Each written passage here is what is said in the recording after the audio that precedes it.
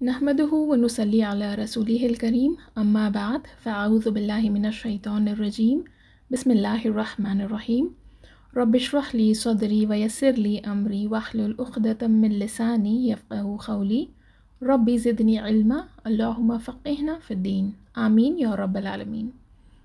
ये सीरा का session number 3 है और लास्ट सेशन में हमने देखा कि जुरहम ट्राइब पानी की तलाश में आकर हाजरा और इस्माइल अलैहिस्सलाम से मिलते हैं और उनकी परमिशन से वो मक्का में ही बस जाते हैं और इस तरह इस्माइल अलैहिस्सलाम जुरहम के लोगों में पले बढ़े और उन्हीं की बेटियों से उनकी शादी हुई और इस तरह उनकी नस्ल आगे बढ़ी। तो कहा जाता है कि इस्माइल अलैहिस्सलाम के 12 बेटे थे और उनसे उनके 12 ट्राइब्स बने और उनमें से कुछ मक्का में और कुछ कहीं और जाकर बस गए। तो अब इस्माइल अलैहिस्सलाम के बाद जो जुरहम ट्राइब के लोग थे, जो जुरहम के क़बीले वाले थे, इनको क़हतानी कहते हैं, राइट। तो ये लोग मक्का को रूल करने लगे। मक्का पर इनकी हुकूमत चल रही थी।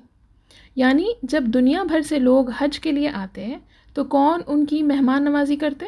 जुरहम, ठीक है। और ये कब तक चलता रहा? पूरे 2000 साल तक। अब उसके बाद क्या हुआ? इस्माइल अलैहिस्सलाम की आल औलाद से जो क़बीले आए उनमें से एक का नाम था अदनान, जिसे हमने कहा था ना, उनसे उनके क़बीले का नाम पड़ा और फिर इसीलिए इनको अदनानीस कहा जाता है। तो अब इन अदनानी में से एक ट्राइब था जिसका नाम था बनु खुज़ा। जब इनकी कौम बढ़ी तो इन्होंने जुरहम के साथ जंग की और उनको मक्का से निकाल दिया, ये कहकर कि तुम लोग तो क़हतानी हो और हम तो अदनानी हैं, तुम यमन से आए हो पर हम तो मक्का के ही हैं, राइट। तो ऐसा इनमें झगड़ा बढ़ा और ये लोग जंग किए और जुरहम के साथ और जुरहम को वहाँ से निकाल दिए। कहाँ से? मक्का से। सोचिए कि अगर जुरहम ना आए होते तो अदनानी भी नहीं हुए होते, राइट। खैर, तो जुरहम मक्का से निकल गए, पर जाने से पहले उन्होंने अपना सारा माल, अपना सारा ट्रेजर जमज़म में डालकर जमज़म को भी बंद कर दिया। क्यों? क्योंकि वो अपना सारा माल अपने साथ नहीं ले जा सकते थे। तो उन्होंने सोचा कि उनके माल को इन लोगों के हवाले करने से तो अच्छा है कि उसको जमज़म में डालकर बंद कर दिया जाए। तो अब उन्होंने जमज़म को भी बंद कर दिया था और वो वहाँ से चले गए। तो अब ये जो अदनानी थे, इनका बड़ा ही रुतबा था। ये लोग अपने आप को बहुत नोबल ट्राइब मानते थे। क्यों? क्योंकि ये इस्माइल अलैहिस्सलाम के डायरेक्ट डिसेंडेंट्स थे, राइट। और इन अदनानी में बहुत सारे क्लैंस थे और इन सब क्लैंस में सबसे बेस्ट किसको कहा जाता है? खुरैश को। और खुरैश कौन थे? वही ट्राइब जिसमें अल्लाह ने नबी सल्लल्लाहु अलैहि वसल्लम को भेजा, ठीक है। और कहा जाता है कि अदनान जो थे वो नबी सल्लल्लाहु अलैहि वसल्लम के 20th ग्रैंडफादर थे। यानी कि नबी सल्लल्लाहु अलैहि वसल्लम में और अदनान में 20 जनरेशन्स का गैप था। तो नबी सल्लल्लाहु अलैहि वसल्लम की लिनिएज, उनकी नस्ल अदनान से कैसे कनेक्टेड थी? तो स्कॉलर्स ने नबी सल्लल्लाहु अलैहि वसल्लम की नस्ल अदनान से ऐसे कनेक्ट की। मोहम्मद बिन अब्दुल्ला बिन अब्दुल मुत्तलिब बिन हाशिम बिन अब्द मनाफ बिन कुसै बिन किलाब बिन मुर्रा बिन काब बिन लुहई बिन गालिब बिन फ़िहर बिन मालिक बिन नादिर बिन किनाना बिन खुज़ैमा बिन मुद्रिका बिन इलियास बिन मुदर बिन निज़ार बिन माद बिन अदनान, ठीक है। तो इस तरह स्कॉलर्स नबी सल्लल्लाहु अलैहि वसल्लम की लिनिएज को अदनान तक ट्रेस करते हैं, ठीक है। तो हमने देखा ना कि कैसे अल्लाह सुब्हानहू व तआला ने हाजरा से इस्माइल अलैहिस्सलाम को पैदा किया और फिर उनसे कई औलाद पैदा किए और फिर उनसे कई कौम बने, जिसमें से खुरैश एक कबीला था जिसमें अल्लाह ने नबी सल्लल्लाहु अलैहि वसल्लम को इन खुरैश के ट्राइब में भेजा। तो अब मक्का पर कौन रूल कर रहा था? बनु खुज़ा। और बनु खुज़ा का सरदार कौन था? उनका चीफ कौन था? अम्र बिन लुहई, ठीक है। तो ये इंसान इम्पॉर्टेंट था। क्यों? हम देखते हैं। तो जब बनु खुज़ा का रूल चल रहा था तब तक मक्का में लोग इब्राहीम अलैहिस्सलाम के दीन पर ही थे। वो लोग अल्लाह को मानते थे, लेकिन जैसे जैसे वक्त गुज़रता गया वो लोग इब्राहीम अलैहिस्सलाम की तालीमात से, उनके टीचिंग से दूर होते गए। फिर भी उस वक्त तक भी मक्का में बुत परस्ती यानी आइडोलेट्री शुरू नहीं हुई थी। तो फिर ये कब शुरू हुआ और कैसे? तो बनु खुज़ा का जो सरदार था, जो चीफ था, अम्र बिन लुहई, वो इंसान था जिसने मक्का में आइडोलेट्री शुरू की, जिसने मक्का में बुत परस्ती शुरू की और फिर धीरे धीरे मक्का से बुत परस्ती सारे अरब में फैल गई थी। तो ये जो अम्र बिन लुहई, जो बनु खुज़ा का जो सरदार था, ये बहुत ही पावरफुल पर्सनालिटी का था और ये मक्का में काफ़ी वक्त तक हुकूमत किया और लोग इसकी बहुत इज्जत भी करते थे, इसको बहुत चाहते भी थे। तो ये अम्र बिन लुहाई सीरिया आता जाता था बिज़नेस के लिए, ट्रेड के लिए। तो मक्का में क्या होता था कि जब लोग ट्रेड करने के लिए जाते थे तो या तो वो लोग यमन जाते थे या तो वो सीरिया जाते थे, ठीक है। तो अम्र बिन लुहाई भी एक दिन सीरिया के लिए निकला अपने कुछ बिज़नेस के लिए। तो एक दिन उसने देखा कि सीरिया में कुछ लोगों के पास कई सारे आइडल्स थे, कई सारे बुत थे और वो लोग उसकी इबादत करते थे। तो जब इसने ये देखा और उनसे पूछा कि ये तुम लोग क्या कर रहे हो, तो वो लोगों ने कहा कि हम इनकी इबादत करते हैं। है तो हमारा रब अल्लाह, लेकिन हम इनकी भी इबादत करते हैं क्योंकि ये हमारे लिए अल्लाह से सिफारिश करते हैं। तो ये सुनकर अम्र बिन लुहाई को लगा कि शायद ये कोई नेक काम है, ठीक है, जो ये लोग कर रहे हैं। क्योंकि सीरिया के जो लोग थे उनके पास बहुत सारे अंबिया आए थे, बहुत सारे प्रॉफिट्स आए थे। तो लोगों की नज़र में ये लोग बहुत ही इल्म वाले लोग थे। तो अम्र बिन लुहाई को भी लगा कि शायद ये जो लोग कर रहे हैं ये शायद कोई अच्छा ही काम होगा। ये सोचकर वो अपने साथ एक बुत को मक्का लेकर आया और काबे में उसको रख दिया और अपने लोगों से कहा कि अब से इसकी भी इबादत की जाएगी। और फिर कुछ वक्त बाद हर कबीले ने अपने अपने एक बुत को बनाया और सब अपने अपने एक एक बुत को काबा में रखते गए और इस तरह सारे कबीले बुत बनाने लगे और फिर उन सब की इबादत करने लगे और इस तरह काबा में कई सारे बुत रख दिए गए। और फिर देखते देखते मक्का से ये बुत परस्ती जो है अरब में फैल गई और जो इंसान इसको शुरू किया था वो कौन था? अम्र बिन लुहाई। नबी सल्लल्लाहु अलैहि वसल्लम ने एक हदीस में कहा है कि मैंने अम्र बिन लुहाई को जहन्नुम की आग में अपने आप को घसीटते हुए देखा। ऐसा क्यों? क्योंकि यही वो इंसान था जिसने मक्का में बुत परस्ती शुरू की, जिसकी वजह से पूरे अरब में लोग बुत परस्ती करने लग गए। तो ऐसे बनु खुज़ा से आइडोलिट्री शुरू हुई और ये फैलते फैलते खुरैश भी इसमें शामिल हो गए थे, ठीक है। तो बनु खुज़ा ने अराउंड 300 साल तक मक्का पर रूल किया और इस वक्त बुत परस्ती जो थी अपनी पीक पर थी, यानी आइडोलिट्री पीक पर थी। तो अब तक बनु खुज़ा रूल कर रहे थे मक्का पर, ठीक है। लेकिन इनके बाद किसकी हुकूमत आई? खुरैश की। तो अब बनु खुज़ा से खुरैश को हुकूमत कैसे मिली? तो बनु खुज़ा के बाद खुसै बिन किलाब नाम का एक शख्स था जो खुरैश का था और वो मक्का पर रूल करने लगा। तो इस तरह खुरैश पावर में आए। लेकिन ये हुआ कैसे? तो जब खुसै छोटे थे तब उनके वालिद का इंतकाल हो गया था और उनकी माँ ने दूसरी शादी कर ली थी। तो अब इनका जो दूसरा शौहर था वो अज़रा ट्राइब का था। तो खुसै की माँ खुसै के साथ और उनके दूसरे शौहर के साथ सीरिया में जाकर रहने लगी। खुसै हमेशा ये सोचते थे कि वो सीरिया से ही हैं, लेकिन एक दिन उनके घर में झगड़ा हुआ और जब उनको पता चला कि वो खुरैश से हैं और वो अज़रा ट्राइब के नहीं होते, तो खुसै सीरिया छोड़कर वापस मक्का आ गए और वहीं रहने लगे।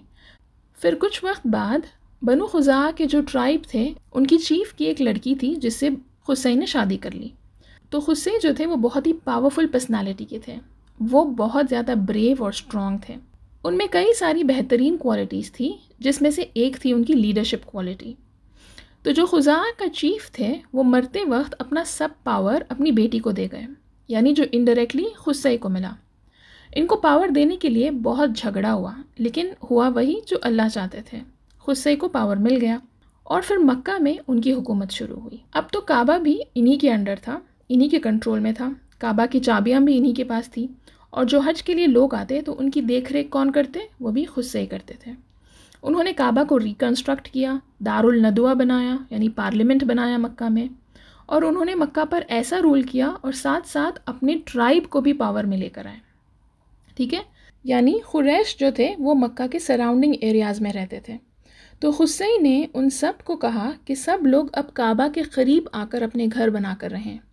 तो इस तरह देखते देखते खुरैश मक्का पर पूरी तरह छा गए थे और जिसके पास पावर उनके पास रिस्पेक्ट। तो खुरैश ट्राइब सबकी नज़रों में द मोस्ट नोबल और रिस्पेक्टेड ट्राइब बन गए थे। पावर के साथ साथ इनके पास एक और बात थी, और वो क्या थी? लिनिएज। किसकी? इस्माइल अलैहिस्सलाम की लिनिएज, राइट। ये अदनानीज़ में से थे, तो ये अपने आप को बहुत ही ज़्यादा नोबल समझते थे। और वक्त के साथ साथ खुरैश सिर्फ मक्का के ही नहीं बल्कि पूरे अरब के मोस्ट रिस्पेक्टेड ट्राइब बन गए थे। और ये खुरैश कौन सी ट्राइब है? वही ट्राइब जिसमें अल्लाह ने नबी सल्लल्लाहु अलैहि वसल्लम को भेजा। और कुरैश की ट्राइब में से ही वो किसके क्लैन में आए? हाशमी। ठीक है, नबी सल्लल्लाहु अलैहि वसल्लम की क्लैन का नाम था हाशमी, जो कि उनके परदादा हाशिम के नाम से थी। ठीक है, तो खुसई से अब्द मनाफ हुए और अब्द मनाफ से हाशिम हुए। तो हाशिम जो थे वो अब्द मनाफ से थे और अब्द मनाफ किससे थे? खुसई से थे। तो नबी सल्लल्लाहु अलैहि वसल्लम ने एक हदीस में कहा है कि अल्लाह ने इस्माइल से किनाना को चुना और किनाना से कुरैश को चुना और कुरैश से हाशिम को चुना और अल्लाह ने बनु हाशिम से मुझे चुना। तो ये तो कोई इत्तेफाक या कोइंसिडेंस नहीं था, राइट? अल्लाह सुब्हानहू व तआला ने हर जनरेशन में से सबसे बेस्ट को चुना, जिसमें उन्होंने अपने नबी सल्लल्लाहु अलैहि वसल्लम को भेजा। तो हाशिम जो थे, जो नबी सल्लल्लाहु अलैहि वसल्लम के परदादा जो थे, वो बड़े ही रुतबे वाले थे। लोगों में उनका बड़ा नाम था, लोग उनकी बहुत इज्जत करते थे और वो देखने में भी बहुत खूबसूरत थे। हाशिम का एक्चुअल नाम था अम्र, लेकिन उनको ये नाम हाशिम दिया गया। हाशिम का मतलब है वो जो मैश करता है, और उनको ये नाम इसलिए दिया गया क्योंकि जब लोग हज के लिए वहाँ आते थे, मक्का आते थे, तो हाशिम की रिस्पॉन्सिबिलिटी थी कि वो उनको खाना खिलाते थे, हुज्जाज को ये खाना खिलाते थे। तो ये अपने हाथों से रोटी को तोड़कर गोश्त के सूप में उसको मैश करके लोगों को देते थे, इसलिए लोग इनको हाशिम कहकर पुकारते थे। यानी जो हुज्जाज हज के लिए आते थे उनकी देखरेख कौन करता, उनकी मेहमान नवाजी कौन करता? हाशिम। ठीक है, तो क्योंकि हाशिम हुज्जाज का इतना ख्याल रखते थे, इसलिए भी लोग उनकी बहुत इज्जत करते थे। तो हाशिम की रिस्पॉन्सिबिलिटी हुज्जाज का ख्याल रखने के साथ साथ और भी थी, जैसे कि वो मक्का के ट्रेड ट्रांजैक्शंस को भी देखते थे। हमने कहा था ना कि मक्का के लोग बिज़नेस के लिए कहाँ जाते थे? या तो सीरिया या तो यमन, राइट? उनके कैरावान्स जो होते थे वो समर में सीरिया जाते थे क्योंकि यमन में बहुत गर्मी होती थी, और सिमिलरली विंटर में ये लोग यमन जाते थे क्योंकि सीरिया में बहुत सर्दी होती थी। तो अब इन कैरावान्स को अरेंज करना, इनकी देखरेख करना किसका काम था? हाशिम का काम था। तो एक दिन हाशिम सीरिया जाने के लिए निकले और रास्ते में यथरिब होते हुए गए। यथरिब कौन सी जगह? मदीना, जिसको पहले यथरिब कहा जाता था। तो वो यथरिब में रुके और वहाँ पर उनको कोई लड़की पसंद आई जिससे उन्होंने वहाँ निकाह कर लिया, और वो यथरिब में थोड़े वक्त तक रुके और फिर कुछ वक्त बाद वो वहाँ से निकल गए गज़ा के लिए, सीरिया के लिए। ठीक है, पर वो सीरिया पहुँचे और कुछ वक्त बाद वहाँ उनका इंतकाल हो गया, वो वापस लौट नहीं सके। अब उनका निकाह तो यथरिब में हुआ। जो उनकी बीवी थी वो प्रेग्नेंट थी और हाशिम की मौत की खबर सुनकर वो तो बेचारी टूट गई। फिर कुछ वक्त बाद उनको लड़का हुआ। अब ये जो इनको लड़का हुआ, इस लड़के के बाल ग्रे थे। ठीक है, तो इसलिए इनकी माँ ने इनका नाम रखा शैबा, यानी द ग्रे हेड। और मक्का में क्या हुआ? अब वहाँ तो हाशिम के घर वालों को इनके बारे में कुछ नहीं पता था, ना शैबा के बारे में ना उनकी माँ के बारे में। तो शैबा और उनकी माँ दोनों यथरिब में ही रहने लगी। तो शैबा 8 साल के हो गए थे तब जाकर हाशिम के भाई मुत्तलिब को ये पता चला कि हाशिम ने यथरिब में निकाह किया था और उनका एक बेटा भी है।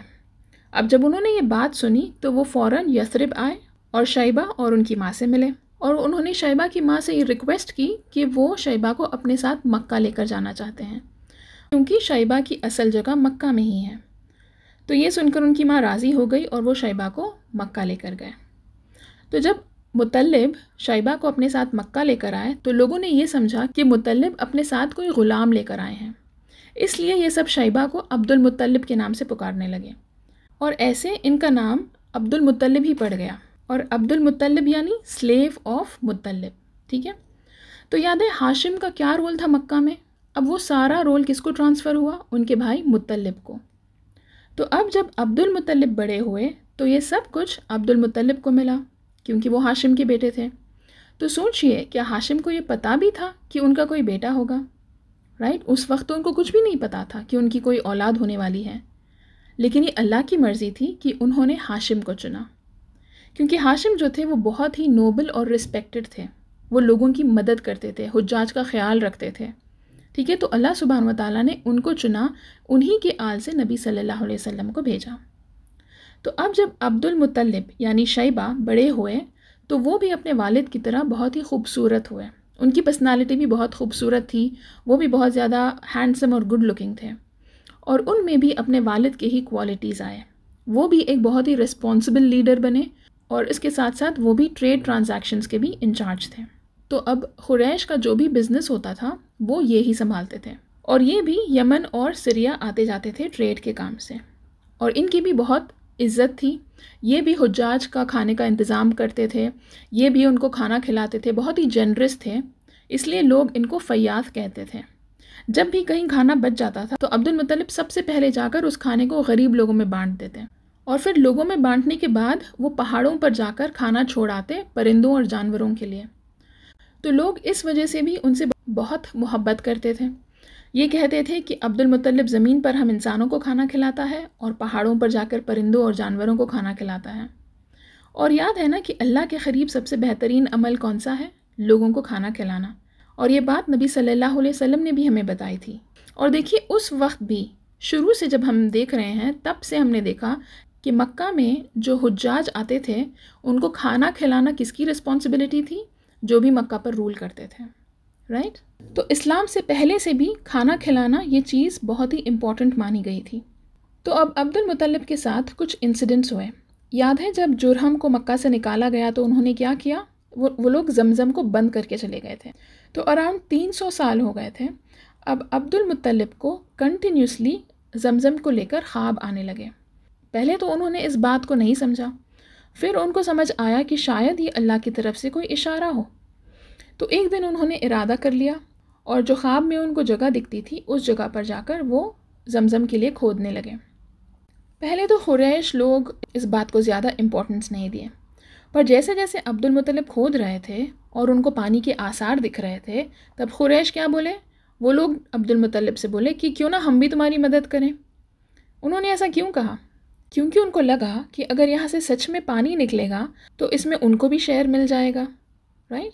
तो जैसे ही खुरैश मदद के लिए आगे आए, अब्दुल मुत्तलिब ने उनको रोक दिया और कहा कि ये मेरा फ़ैसला है और ये मेरी कोशिश है, अगर यहाँ से कुछ भी निकलेगा तो फिर वो मेरा होगा। याद है ऐसी ही बात किसने की थी? हाजरा ने, राइट? उन्होंने भी यही कहा था ना कि जमज़म मेरा है, बेशक आप इसमें से पानी यूज़ कर सकते हो लेकिन ये मेरा होगा। तो अब जब अब्दुल मुत्तलिब पानी के लिए खोद रहे थे तब उन्होंने अल्लाह से दुआ मांगी, और वो दुआ क्या थी कि अल्लाह अगर आप मुझे जमज़म को ढूंढने में मेरी मदद करोगे और मुझे 10 लड़के दोगे जो जवानी तक सलामत रहेंगे, तो मैं उनमें से एक को आपके लिए क़ुरबान कर दूँगा। और तो फाइनली क्या हुआ? अल्लाह ने उनको जमज़म तक पहुँचा ही दिया। और यही नहीं, अल्लाह ने उनको 10 लड़के भी दिए जो बड़े उम्र तक भी सलामत रहें। तो अब वक्त आ गया था कि उस वादे को पूरा करना जो उन्होंने अल्लाह से किया था कि उनके लड़कों में से किसी एक की क़ुरबानी देनी होगी। तो अब वो सोच में थे कि किसकी क़ुरबानी दी जाए। तो उन्होंने क्या किया? उस ज़माने में लॉट्स ड्रॉ करते थे लोग, चिट्ठी उठाते थे। तो ये सारे बच्चों के नाम चिट्ठी पर लिखकर अब उनको उठाने लगे। तो जिसका नाम आएगा उसकी क़ुरबानी दी जाएगी। तो किसका नाम आया? अब्दुल्ला का नाम। और अब्दुल्ला कौन थे?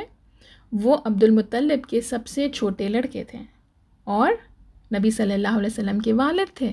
तो अब अब्दुल्ला जो थे वो सारे लड़कों में सबसे ज़्यादा खूबसूरत थे, और बल्कि खूबसूरत ही नहीं, वो सबसे ज़्यादा फरमाबरदार थे और सबके चहीते थे।